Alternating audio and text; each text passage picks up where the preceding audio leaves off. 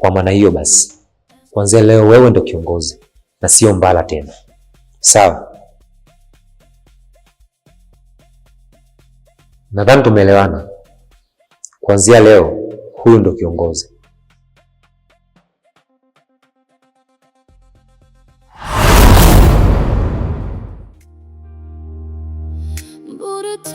Meza sumu ufe huku naona, alopewa muheshimu, riziki yake ni pana, kuipora kwake ni vigumu, utangaika sana. Kuipora kwake ni vigumu, utangaika sana. Riziki uko ilipo, Mungu pekee ndo anajua. Mjomba! Mjomba!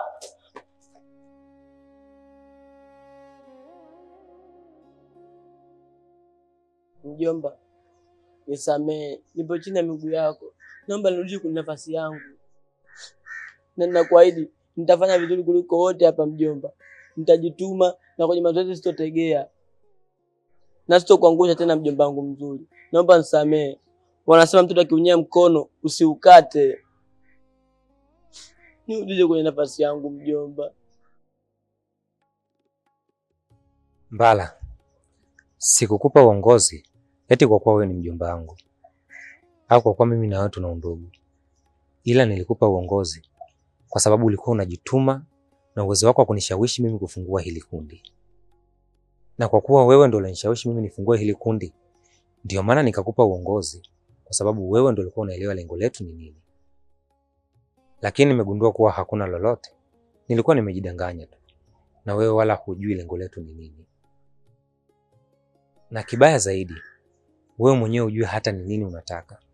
Kwa hiyo kwa ajili ya future na mwendelezo mzuri wa kikundi chetu, ndio maana nimeamua nikutoe wewe na nimweke mtu ambaye ataweza kuendana na future ya kikundi chetu.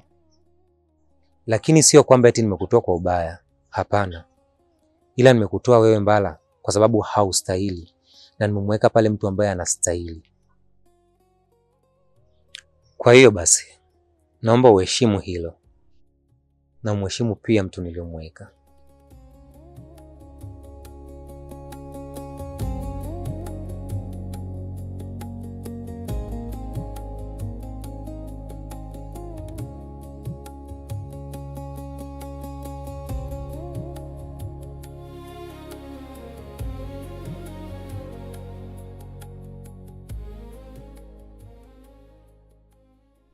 Mbala, nilikuambia mimi. Umeona sasa?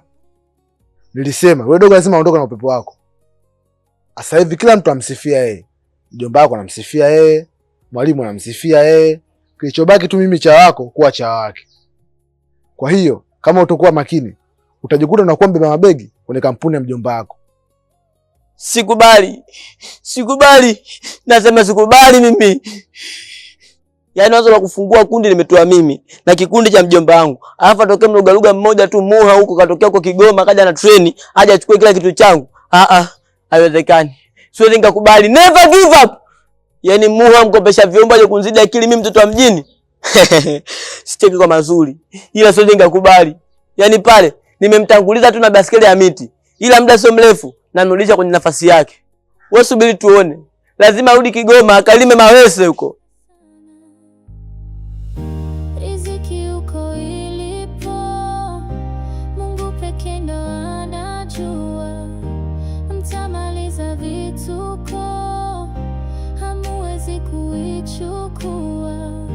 Hata ufanye matambiko hauwezi kuinyakua. Aliyenipa bado yupo, mbinu zote hazijua. Bora tameza sumu ufe huku naona,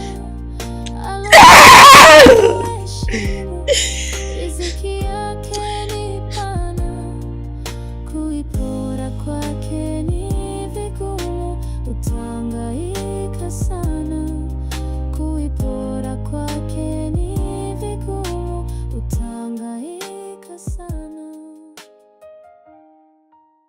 Mwanangu, mbona unalia? Nini shida? Mama, mjomba amenyang'anya uongozi na amempa mtu mwingine. Amekunyang'anya uongozi? Kwa nini? Kuna mtoto mgeni amekuja kule mazoezini. Na sijui kwa nini, lakini mjomba sasa hivi anampenda balaa kuliko hata mimi. Na ndio maana amenivua mimi uongozi na kumpa huyo mtoto. Yaani kila kitu changu kampa huyo mtoto. Hivi wewe mjomba wako ana akili kweli? Yaani anamthamini mtu baki kuliko wewe mjomba wake? Ndiyo mama. Na amesema hata kesho kutwa kushuti ataenda na huyo mtoto pamoja na yu. Mama, nakuomba ongea na mjomba anirudishie cheo changu. Maana nitakuwa sesimiki tena pale mazoezini. Halafu pia mimi sio ningekubali kusimamiwa na mtoto mdogo. Mama, mtoto mwenyewe ni kadogo mama, ukikiona. Na mtoto mwenyewe amenikuta, alafu ametoka na kutoka tu kaja kuchukua uongozi pale. Hapana mama. Mimi siwezi hayo mambo. Nakuomba mama, ongea na mjomba. Sawa mwanangu, usijali. Yaani wewe niachie hilo. Yaani mimi nahakikisha nitaongea na mjomba wako na atakurudishia uongozi wako kama zamani. Kwa hiyo nyamaza mwanangu, hata usilie. Hamna mama. Nachungu. Nashindwa kuelewa. Basi mwanangu, jikaze. Mimi si unajua sipendi kukuona unalia. Basi achana nayo. Hebu kwanza nipe mapande baba. Sawa. Nitakupa mapande lakini nina chungu mimi. Bala huyo bala baba bala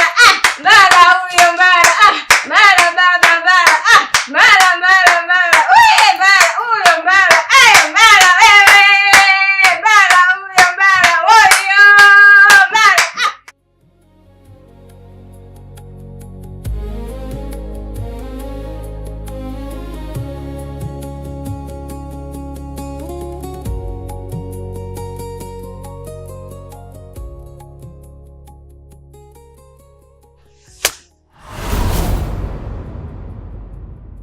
Mama.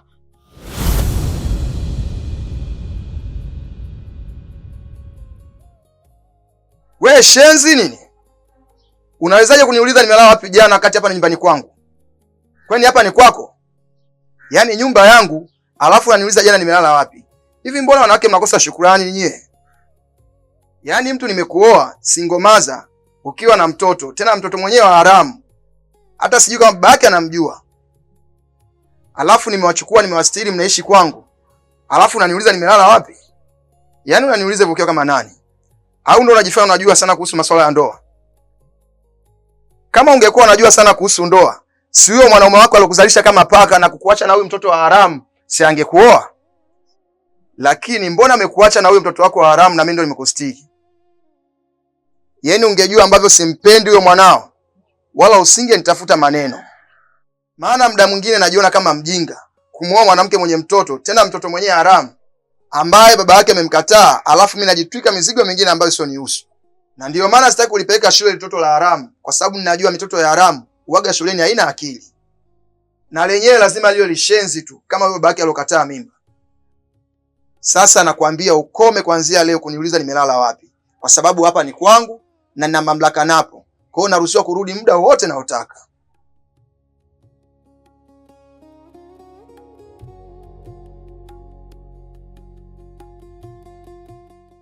Pumbavu wewe.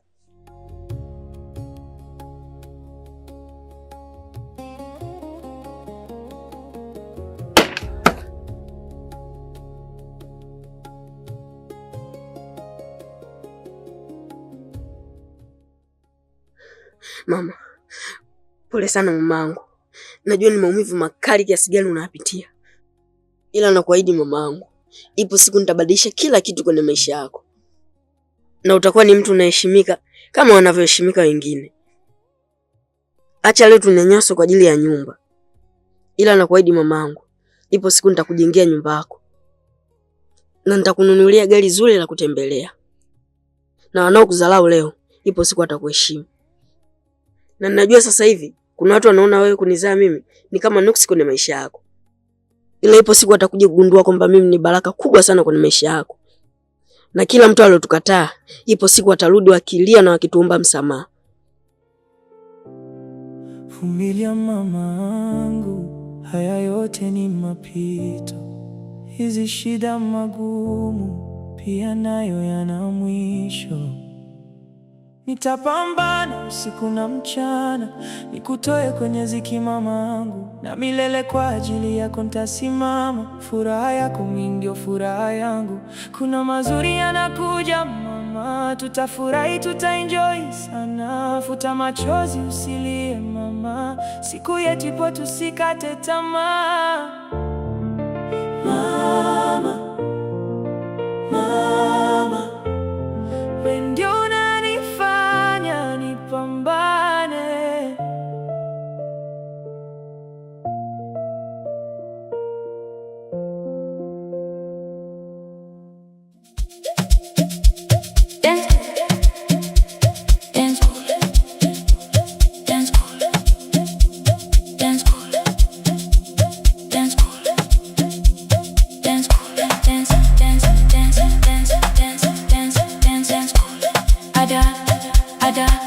I dance cool.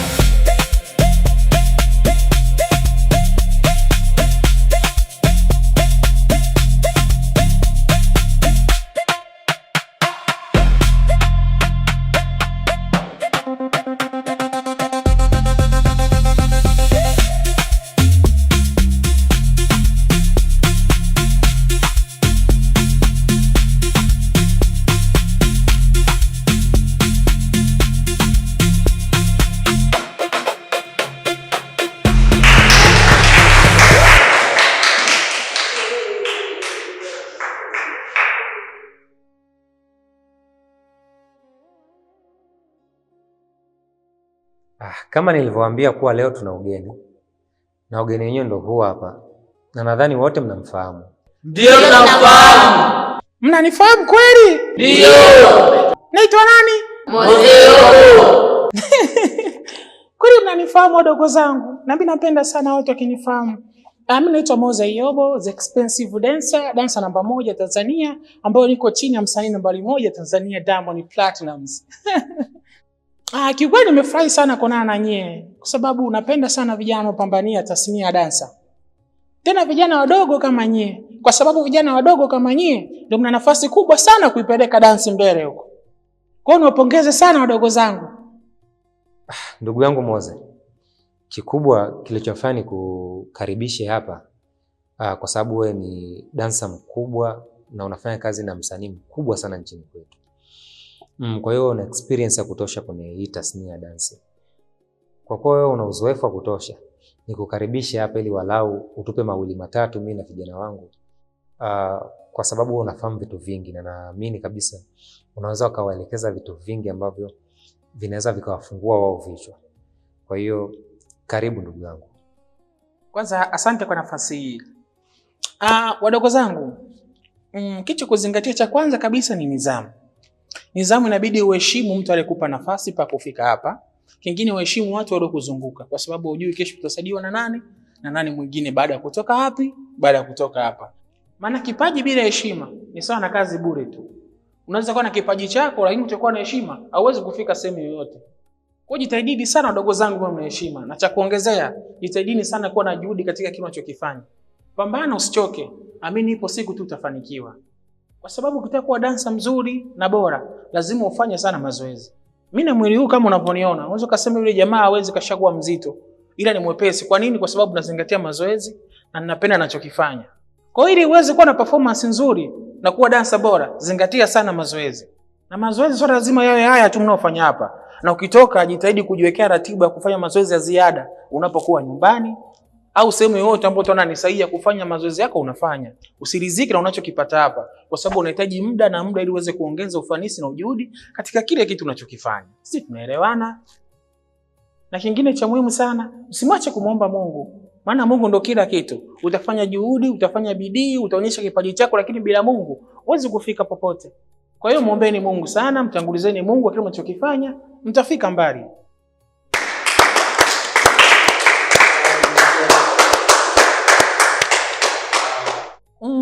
Na nilipofika nimekuta mna dansi hapa. Lakini kuna mmoja wenu amenivutia sana. Natamani kabla sijaondoka nimpe maua yake. Mdogo wangu unacheza vizuri sana. Na ninapenda unachokifanya. Unanikumbusha miaka takriban kama 15 nyuma, kipindi najitafuta, nilikuwa kama wewe. Napambana, naonyesha, na ndio maana nimefika hapa. Na ningependa usikate tamaa. Endelea kufanya hivyo hivyo na kuona utafika mbali. Nasubutu kusema ipo siku au unaweza kuja kuwa mlisi wangu.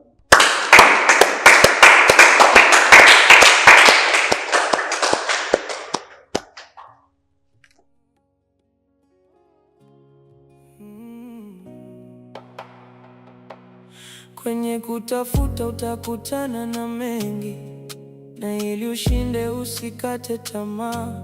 Na mafanikio yako wengine hawapendi, watafanya kila njia ili ukate tamaa. Haina huruma dunia, inuka, pambana, chakulia.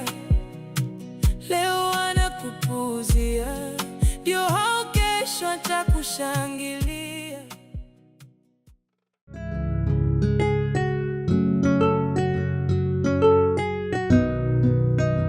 Wewe unaona sifa kunitesa, kunumiza moyo wangu.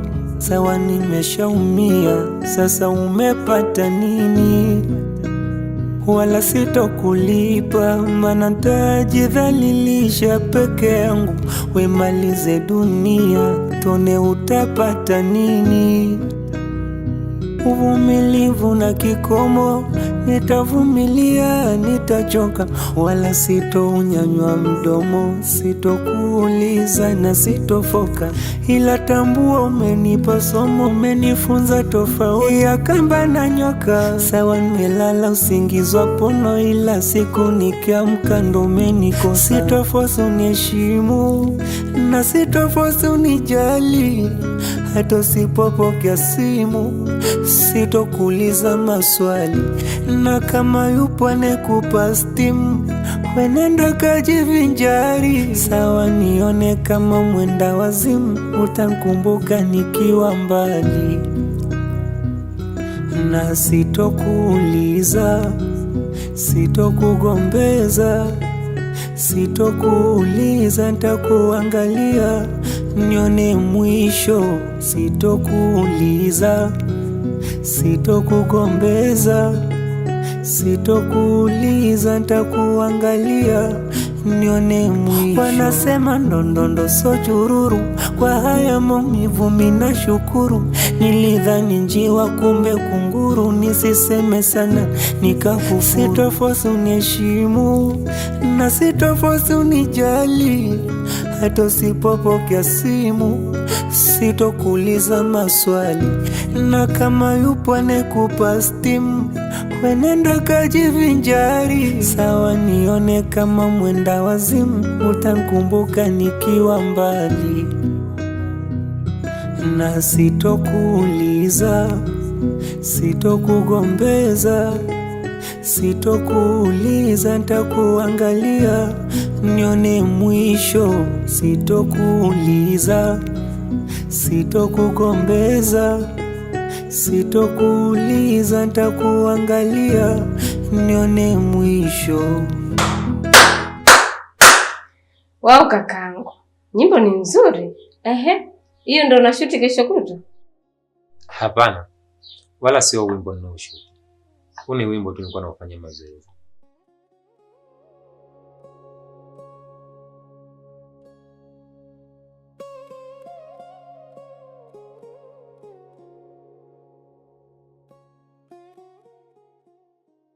Alafu kaka, kuna ombi naomba nikuombe kama hutojali. Dada bwana, Sasa wana kuniomba kitu kama hivi, wewe unatakiwa useme. Naelewa, ila kutokana na kitu ambacho natakiwa nikuombe, na ndio maana natanguliza samahani. Mbona unanitisha dada? Ni jambo gani? Wala hata usiogope, wala sio jambo baya, ila ni kuhusu mjomba wako Mbala. Nimemkuta mjomba wako analia, nikamuuliza shida ni nini, akanielezea vitu vilivyotokea huko mazoezini, kwa umemvua uongozi na umempa mtu mwingine uongozi ambaye ni mgeni kabisa.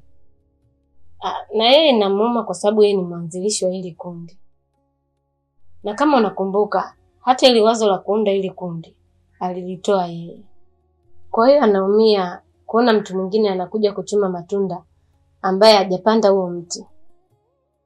Kiukweli hata mimi imeniuma sana, kwa sababu najua umepitia magumu mengi mpaka kufika hapa. Najua ni kwa jinsi gani Mbala alivyokuwa anakusumbua ili ufungue darasa la dansi. Alafu eti leo mmefanikiwa, unamvua uongozi na kumpa mtu mwingine? Hapana kaka, sio vizuri. Na unamvunja mjomba wako moyo. Kwa hiyo nilikuwa nakuomba kaka, mrudishe Mbala kwenye nafasi yake. Kiukweli mjomba wako anaumia sana. Masha, wewe ni dada yangu. Na unafahamu kuwa ninakuheshimu sana. Na siku zote hata kuna baadhi ya vitu nimekuwa nikikuomba ushauri. Lakini linapokuja swala linalohusu kampuni yangu, hiyo ni jambo lingine kabisa. Na ndio maana tangu nilipoanza mpaka hapa nilipofikia, sijawahi kukushirikisha kwenye maamuzi yoyote kuhusu kampuni yangu. Japokuwa wewe ni dada yangu na ninakuheshimu sana, lakini kuna baadhi ya vitu hutakiwi kuingilia. Hivyo nadhani mimi ninamchukia mjomba wangu? Au nadhani mimi ninaweza nikampenda mtu baki kuliko mjomba wangu? Hapana. Lakini linapokuja swala la kuhusu kampuni, hatupeani uongozi kwa kuangalia udugu wetu, ila tunaangaliana na uwezo na weledi wa kusimamia hilo jambo. Na ndio kitu kilichotokea kwa mjomba wangu Mbala. Mbala siku hizi amekuwa ni mzembe na hafanyi vizuri tena kwenye mazoezi. Lakini pia kuna kijana mpya ambao anafanya vizuri kuliko wote. Na kiongozi ni mtu ambaye anatakiwa kiona mfano kwa wengine. Lakini Mbala kwa sasa sio mfano mzuri tena kwa wengine. Na ndio maana nimemtoa na kumweka mtu mwingine ambaye anaweza kuwa mfano mzuri kwa wenzie. Kwa hiyo naomba mheshimu maamuzi yangu na sitaki tena kuulizwa kuhusu hilo.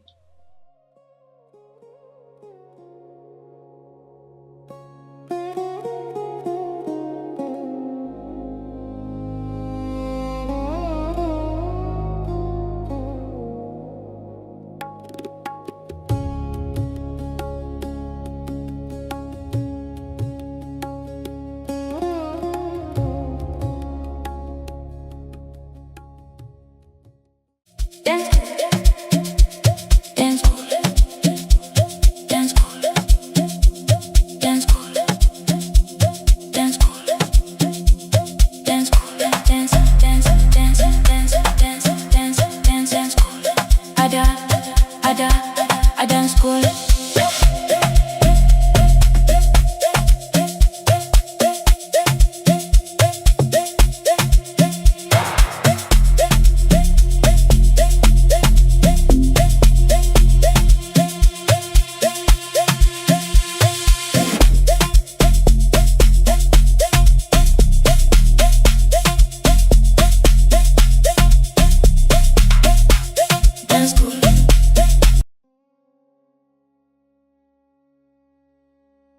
Nadhani mmeona nilichokifanya hapa.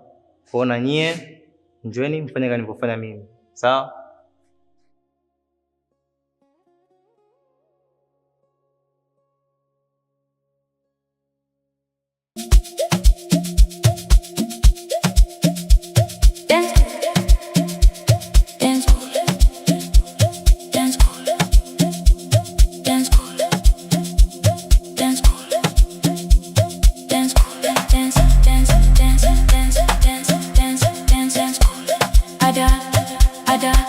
I dance cool.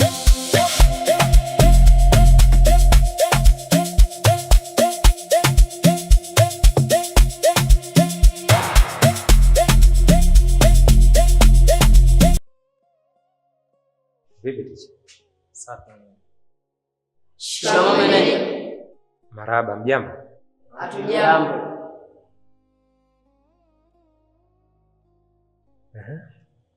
Vipi ticha, mmefikia wapi? Sasa hivi meneja, naona kuna nuru kabisa, maana kuna wengine wanajitahidi kama hivyo wanavyofanya. Sema ndo wale wadogo wawili ndio wanafanya juhudi, lakini na wengine wanaelekea sema. Basi sawa. Na kwa kuwa siku yetu ya kushuti imefika ni kesho, itabidi tuondoke na wawili ambao wamezikariri Storms. Hao wengine ambao bado hawajakamata Storms itabidi wabaki tu, hamna namna kwa sababu hatuna njia tena. Na kingine itabidi tuende shopping kabisa, tufanye shopping ya kujiandaa na safari. Kwa hiyo Mbala, kwa kuwa sisi tunaondoka, wewe utabaki na utaendelea kuwasimamia wenzio kwenye mazoezi. Sio kwa kuwa sisi tumeondoka ndo mazoezi yanasimama. Mazoezi yanaendelea kama kawaida. Kwa hiyo mtaendelea kuja mazoezini na Mbala utawasimamia wenzio mpaka pale kiongozi atakaporudi. Sawa? Mbala, sinakuuliza sawa? Sawa mjomba.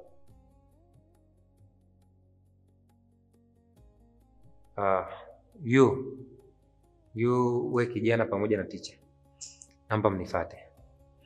Nyewe wengine endeleeni na mazoezi.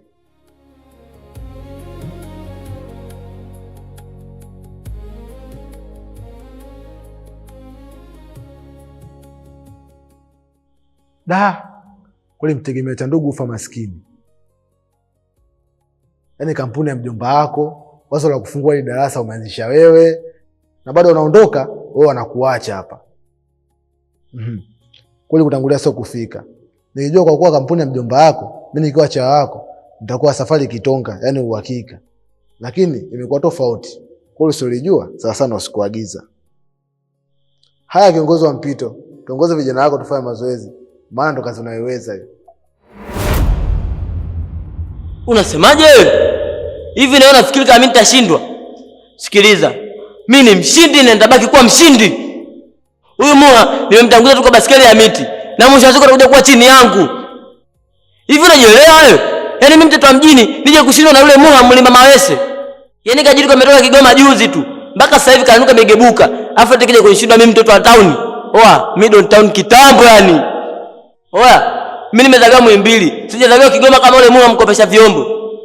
Kwa hiyo, kaa nayo akilini. Mimi siwezi nikazidiwa akili na yule Muha anayekopesha vyombo.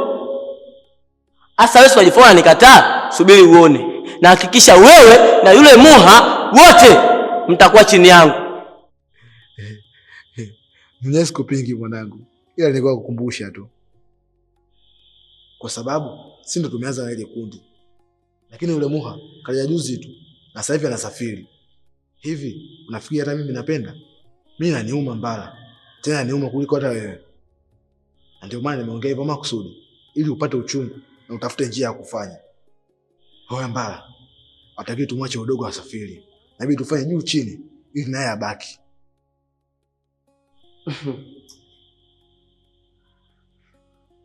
Unajua nini? Katika siku ambayo umeongea. Leo umeongea. Yaani siku zote sio unachambaga ombea tu. Siku leo unaongeaga nini? Ila leo umeongea. Umenifurahisha. Nikupe nini wewe mtoto? Zawadi gani unataka? Sikiliza. Yule mtoto ni lazima abaki.